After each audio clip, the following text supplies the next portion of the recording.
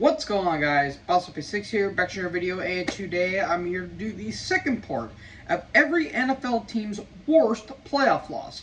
Now, the last video that I did was the AFC. This time I'm talking about the NFC, and I'll be honest, this one was actually a little bit difficult because there were some teams that have multiple pretty bad playoff losses, and some of these are actually some of the worst I think I've ever seen in NFL history, so yeah, some of these are a bit brutal to re-look at in the outside of things. So, yeah, without wasting any time, let's get into this. Arizona Cardinals, Super Bowl 43. Yes, there was actually a time where the Arizona Cardinals, of all teams, made the Super Bowl. Hell has frozen over, hasn't it? In 2008, the Cardinals went on a massive Cinderella run, kind of in a way mirroring the Giants that happened the year prior with Super Bowl 42, but instead, the Cardinals didn't win this one. When in reality, they should have. Yes, they were going up against a really dominant defense of the Pittsburgh Steelers, if I can actually say words right, against no women respecter Ben Roethlisberger. And it was looking a little dire at first, but the Cardinals were basically down the entire game up until the fourth quarter, where reborn again Kurt Warner and a dominant Larry Fitzgerald and an Anquan Bolden to a lesser extent managed to make a bit of a comeback and actually taking the lead in the last couple minutes of the game. All they had to do was stop one drive, and the Cardinals would finally get their first ever Lombardi. And guess what they didn't do? They didn't stop Santonio Holmes. And thus the toe tap in Tampa happened. And the Cardinals have not been to the Super Bowl ever since then. Shame. Atlanta Falcons, Super Bowl 51. Yeah, this one was a pretty obvious one. I'm not going to go over too much to it because it's 28-3. And if you don't know what it is, basically, TLDR, the Atlanta Falcons had a 28-3 lead in the last 27 minutes, or last 17 minutes in the Super Bowl, and they lost. And the game went into overtime. And they lost to not only Tom Brady and the Patriots, but they have not been the same since. Poor Matt Ryan. What did he do to deserve 28-3? Literally nothing. And this was the birthday of Shanahan choking into the Super Bowl. Hooray! The Falcons are such a joke of a franchise. No wonder no one really takes them seriously. Speaking of the NFC South, Carolina Panthers, Super Bowl 39.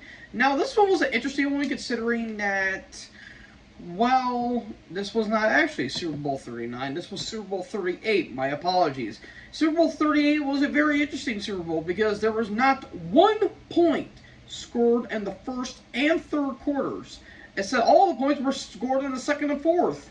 And the 03 Panthers were a very interesting team because no one thought the team was going to go as far as they did, especially going up against not only Dallas, but eventually the Eagles as well. But they managed to go into the Super Bowl, and lo and behold, of all people, Jake Delhomme was the best quarterback out of the entire Super Bowl, which is really odd to say. And frankly, if that bad kick by John Casey didn't go out of bounds, maybe the Panthers could have actually won this game. Now, some people may be saying, why not Super Bowl 50, where they went 15-1? Well, they were going up against the 2015 Denver Broncos, and no matter who, it doesn't matter who was going to go into that game, you are not stopping Von Miller in that defense. Let's be perfectly honest here. So yeah, Super Bowl 38, why'd you have to kick the ball out of bounds, John Casey? Damn it. Chicago Bears, 1986 divisional round. Yes, the Chicago Bears were actually Super Bowl heroes. In 1985, we all know about the 85 Bears where they just steamrolled into the Super Bowl, just dismantling the New England Patriots, when it should have been the Dolphins in all honesty. And it looked to be a dynasty. The only thing they were lacking is really good quarterback play. And while Jim McMahon was not the worst thing in the world, but he wasn't all that great, he was unfortunately knocked out of the game. And enter little Doug Flutie, who will later go on to be a CFL legend, and they completely choked it against the Redskins. Now, I was really wanting to put the 2018 wildcard game against the Eagles, but this one was a little bit worse considering that they just won the Super Bowl the year prior, and they were looking to go back into it, but they didn't. And they didn't have to wait till 2006 to go into it, but unfortunately, they have Rex Grossman under center. Good job there. Good job. Dallas Cowboys, 2007 divisional round. Oh, yes. Nothing makes my heart warm up a little bit more than watching Dallas fail in the playoffs and not go to the NFC Championship game since 1996. It is the greatest feeling in the world, and every playoff loss they have had since '96 has been amazing. The 97 loss, or the 96 loss to the Panthers, the 98 loss to the Cardinals, the 03 loss to the Panthers, so on and so forth. The 06 loss to the Seahawks, and every time they lost to the Niners and to the Packers have been hilarious. But this one was worse because they lost to not only a divisional rival, they lost to Eli Manning. So a little brief history. They won their first 2 games in the regular season, and Dallas was actually the #1 seed in the NFC, and they took the bye week to go on vacation when Tony Romo at the time was dating Jessica Simpson, and they completely shit their pants in the playoffs. You lost to Eli Manning and a solid but not great Giants team. I don't know what to say. It's probably the worst loss in their entire history, considering that they were the team to go into the Super Bowl that year. And guess what they didn't do? It's honestly hilarious what they... It's hilarious that they completely shoot themselves in the foot. No offense to Plexico Burress. And they say that this is going to be their year, and it hasn't done anything. And every time that Dallas loses, America wins. Detroit Lions, 2023 NFC Championship game. Now, before this, if this game did not happen, it would have been a 2014 wildcard game by a landslide, because man, the refs really loved the dick you guys in that one. But this one was worse because this was the perfect opportunity to go into the Super Bowl, and they choked it. They choked it. How did you give up 31 unanswered points? Or was it? No, it was 27 unanswered points because it was 34-31 was the final score. You gave up 27 unanswered points, Dan Campbell. God damn it. It's like, look, I love Dan Campbell, but man, he needs to be more conservative with his play calling. Just take the points. You're at the opponent's 40. Just take the points, man. Fortunately, that's not what they did, and a combination of really bad luck on the side of Detroit's part. The Niners walked in and looked completely terrible at the first half, and then all of a sudden they were like, oh, wait a minute, we're supposed to be a good football team. They came back, and Detroit completely stepped all over their dicks, and look what happened. Could have been you, Detroit. Could have been you.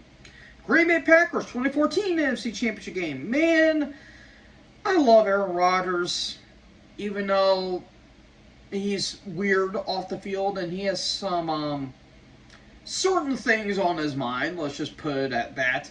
As a player himself, he is one of the best quarterbacks I have ever laid my eyes on.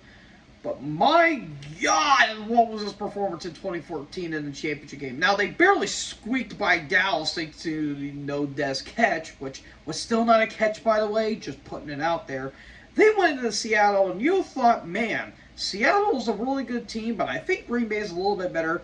And it was. Until the last 2 minutes of the game. Now, look, I understand why the Packers made the opportunity to just take the points. But for God's sakes, you're in the opponent's 20 and you don't go for a touchdown? Instead, you go for field goals? Good job there, Mike McCarthy. Good job. Oh, and not to mention that Seattle made a roar's comeback thanks to Brandon Bosnick. Good job there. And lo and behold, Marshawn Lynch, Russell Wilson just made the Packers their bitch, essentially. And Jermaine Kearse touchdown at the very end in the overtime.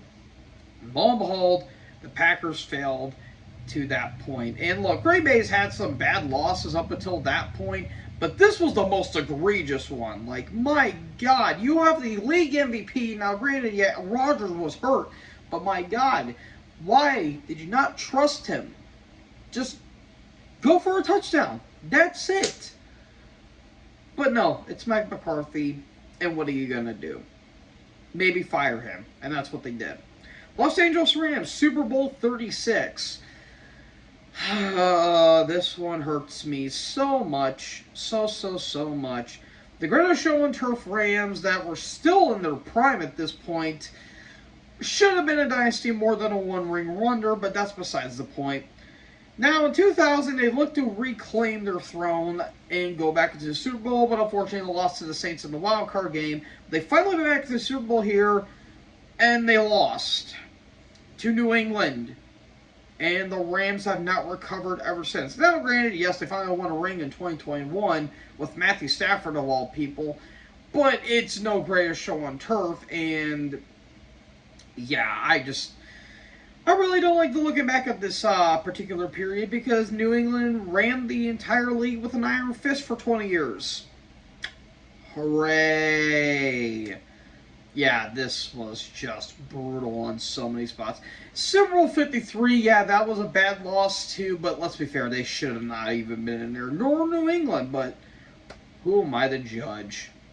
Minnesota Vikings, 1998 NFC Championship game. Now, a lot of people are going to probably say, why not the 2009 NFC Championship game where Brett Favre threw a bad interception? Shocker. This one was worse because, one, I think the Saints would have won that game regardless. And number two, the Vikings were the best team in the entire league. They went 15-1, and they should have won undefeated if you were going to ask me. And then we're going up against the Denver Falcons, which there were no slouch in their own right. They were 14-2, and they were just as good, if not better, than the Minnesota Vikings. But they choked it, all because of Gary Anderson. That's all I need to say. Like, the Minnesota Vikings, in my opinion, is the greatest NFL team to not go into the Super Bowl. Along with them, I would say the 06 Chargers and maybe to a lesser extent. Oh, man, I'm even trying to think about that one. That one's kind of a tough one because I know for a fact those two are the best teams to never go into the Super Bowl. And it's a damn shame, too. It's really a damn shame, in all honesty. Speaking of the New Orleans Saints, 2018 NFC Championship game. Oh, my God, this thing gives me pain every time I see it. We all know why it's on here. I don't think I really need to go into further detail, but basically the refs screwed over the Saints. No ifs, ands, or buts about it. Yeah, and the Saints have never recovered ever since. It's just been bad. Now, the Minnesota Miracle from 2017 was pretty bad. This was worse because there was a blatant pass interference call and they threw no flag. And they ruined probably the best Saints squad, in my opinion. Like, that team was stacked from pillar to post, and unfortunately, they never went in, and it's a crying damn shame. New York Giants, 2002 wild card. Oh, my God. Oh, this one's just funny to me personally.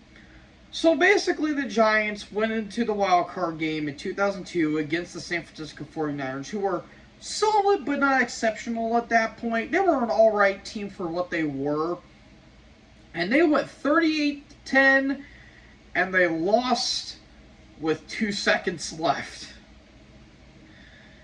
Oh, man. Now, this is a controversial one because the ending of the game was so batshit insane where a bot snapped, failed on a field goal, and one of them was about to throw the ball down the field and looked like pass interference, but they said that was an ineligible man downfield.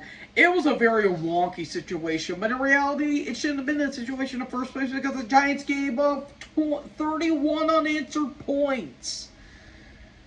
Oh, it's brutal. Absolutely brutal. Philadelphia Eagles, 2002 NFC Championship game.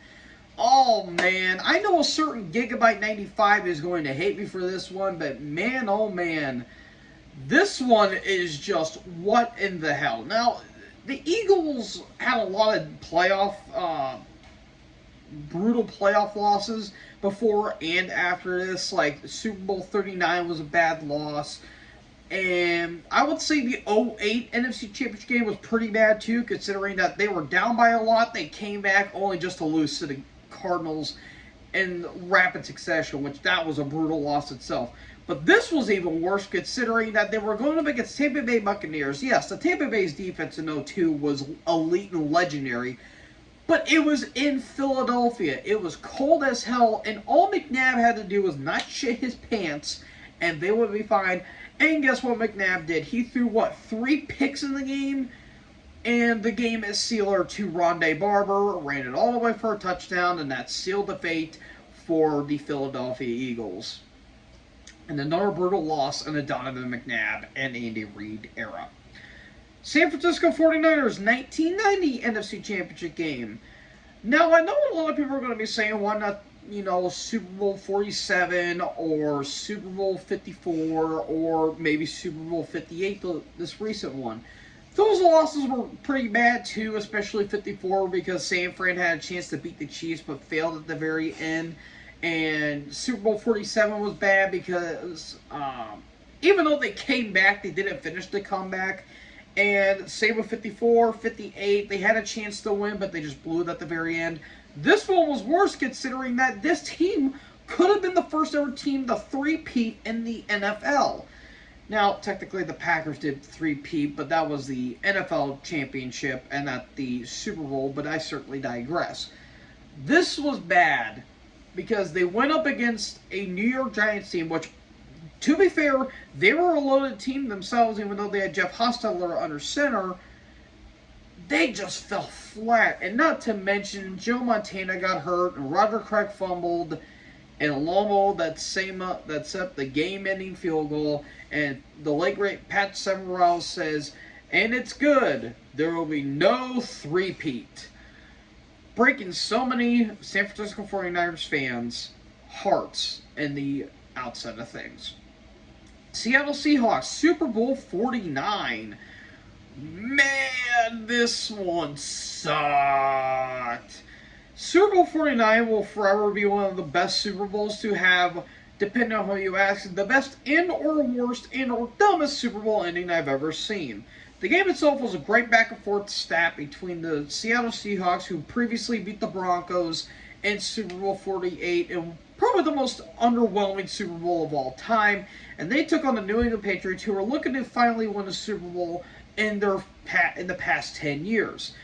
And it looked like Seattle was going to take it all and become the new dynasty, but unfortunately, Tom Brady's double luck played into perfection, and they came back, and all Seattle had to do was, after a beautiful catch by Jermaine Kearse, which I consider one of the greatest catches in Super Bowl history, they were at the 1 yard line, and you would think, one of two, maybe three things would have happened. Give the ball to Marshawn Lynch, or New England's defense was going to have a legendary stop at the goal line. What did Seattle do? They threw the ball at the 1 yard line only for Malcolm Butler to make an interception. Give Beast Mode the ball. He was right there in your pocket. Be careful. Forever pains my soul when I see that. And this was how you kill a potential dynasty, by the way. Because the Legion Moon were never the same after this, both on and off field. Good job there. Good job.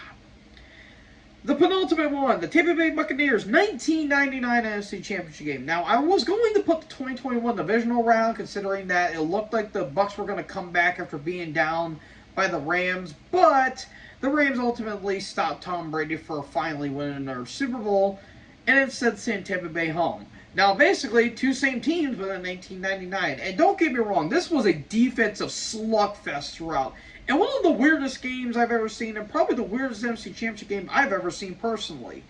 And the reason why I say this is the worst loss in Tampa Bay's history is because of the Burt Emanuel rule. Essentially, Burt Emanuel caught the ball, but the ball popped out and was ruled incomplete. So that was kind of stupid. And in the end, the Rams basically won by the skin of their teeth, and would later to go on to win the Super Bowl in Super Bowl, 34? Yeah, Super Bowl 34. So yeah, this was a kind of a brutal loss, but Tampa Bay would eventually win in Super Bowl 37, so there you go there. And finally, Washington Commanders Super Bowl 18. Now, this one was kind of bad, or actually Super Bowl 17, my bad. Now, this one was bad for a couple of things. Wait a minute, no, it is Super Bowl 18. Nope, my bad. I got that mixed up, my apologies. Now, this one was bad for a couple things. One, the Redskins at this point already won a Super Bowl. Granted, it was a strike shortened season, so it's kind of an asterisk against the Dolphins, and they were looking to repeat and be, for the first time in their history, to win back-to-back championships. Unfortunately, they ran into a very underrated Raiders squad in 1983, and they got dicked on badly. Better known as Black Sunday to Redskin fans, this was a brutal game from start to finish. Nothing clicked on the Redskins side, and the Raiders just had to sit back and relax and just make sure Jim Plunkett, who was the 1980s equivalent of Eli Manning, did not turn the ball over, and look at what he did. And the game was basically sealed when Marcus Allen made his legendary 74-yard touchdown run, and the game was just turmoil for Washington fans. But thankfully, they will win a couple more Super Bowls after this, but yeah, this was a pretty bad loss for Washington fans. And folks, that is it for every NFL team's worst playoff loss. I hope you guys enjoyed this video, and I'm curious to see what is your worst playoff loss that you have seen from your team or just from these NFC teams in general. So folks, what did you guys think about this video? Make sure you guys leave a like, leave a comment, tap the bigger subscribe button, and tap the bell so when I upload, you guys will be notified. Thank you guys so much for watching this video. Most importantly, join the herd. Talk to the next video. Peace out.